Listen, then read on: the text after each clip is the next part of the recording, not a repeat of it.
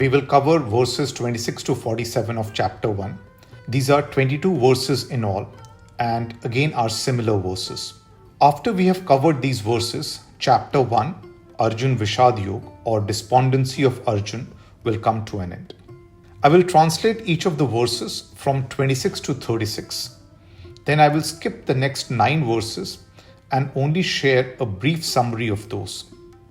Finally, I will translate verses 46 and 47 and then share some interpretations at the end.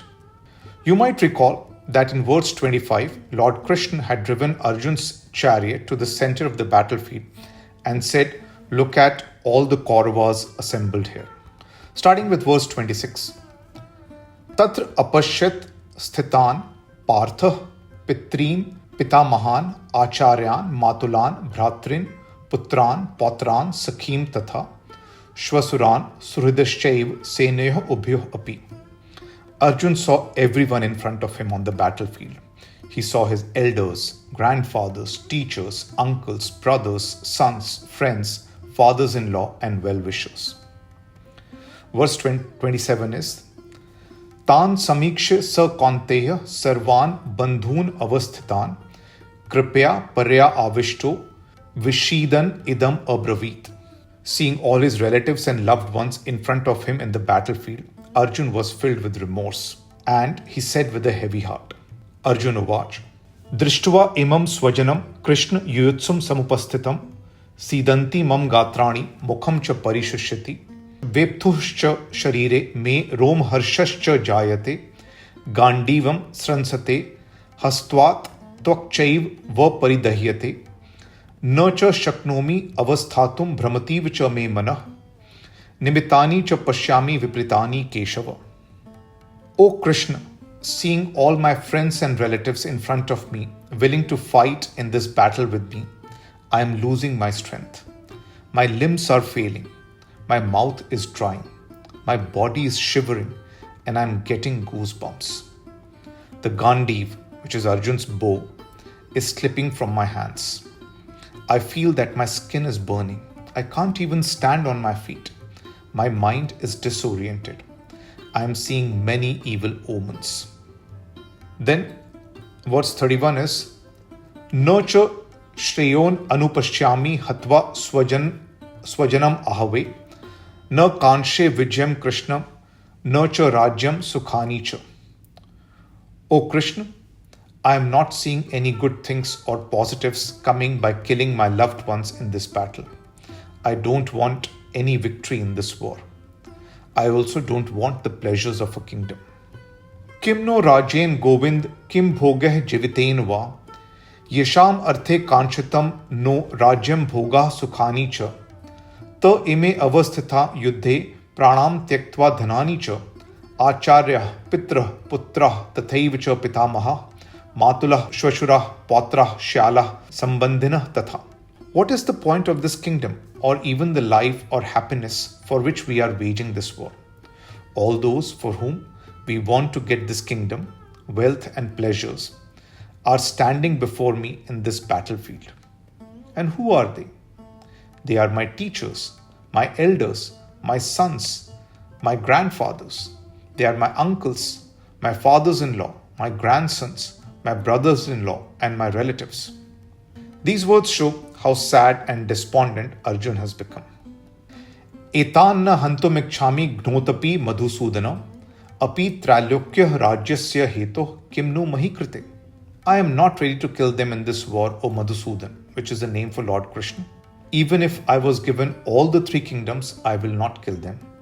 So for sure, I don't want to kill them for only some land on this earth.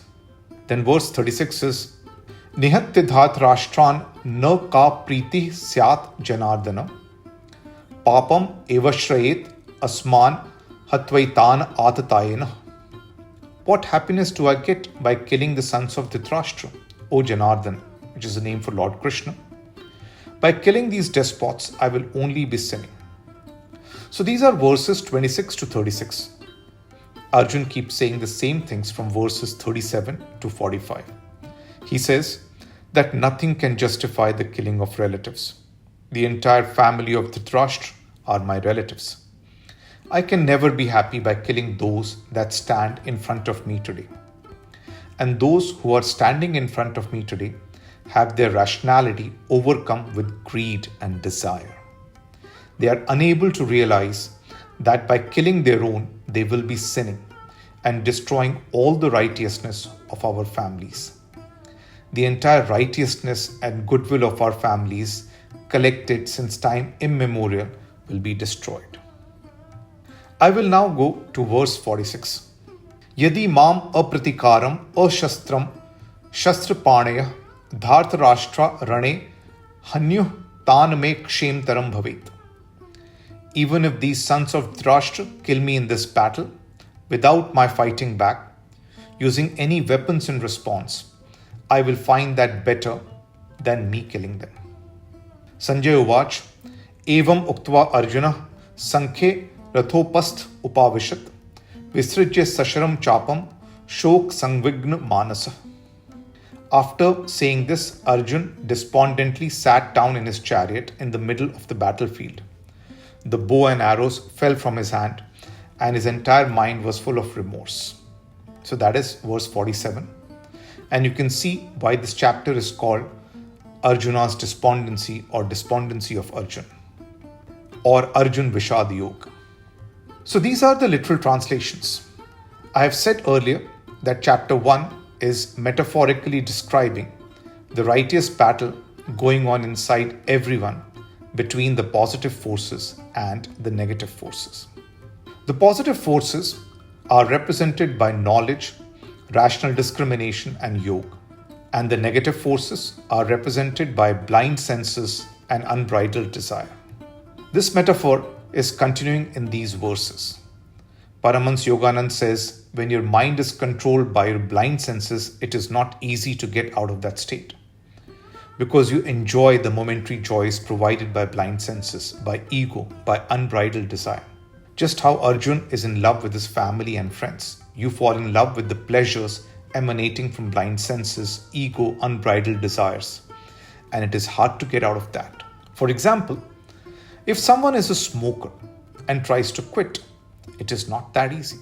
The body doesn't let the person quit easily because the person has got addicted and enjoys the smoking despite it being bad and harmful to health. So this is the metaphor shown in chapter 1. Before starting chapter 2, it is important to say a few things. First, it is not mandatory for anyone to read the Gita or abide by its learnings. If you don't want to go beyond the pleasures emanating from your blind senses, you are free to continue to enjoy those. The reality is that some self-control and some restraining of the blind senses is required to be done by everyone. For example, when a small kid is struggling to write B and D or P and Q correctly, the kid's mother doesn't let him or her play. She forces the kid to learn how to write these correctly. She restrains the kid because it is important for his or her future. Such restraint and self-control is required all the time in everyday life. You might say, I'm exercising this level of restraint and I have no need to do any more. Very well. You don't need to practice any more restraint. But if you feel that you want to do better and you want to realize some of the peace and happiness that you see in the faces of the Buddha or Guru Nanak, even if not the whole of it, but some of that eternal peace and happiness, then you should read the Gita and abide by its learnings. If you don't want it, it's perfectly fine. This is the end of chapter 1. We have finished the first 47 verses. Thank you.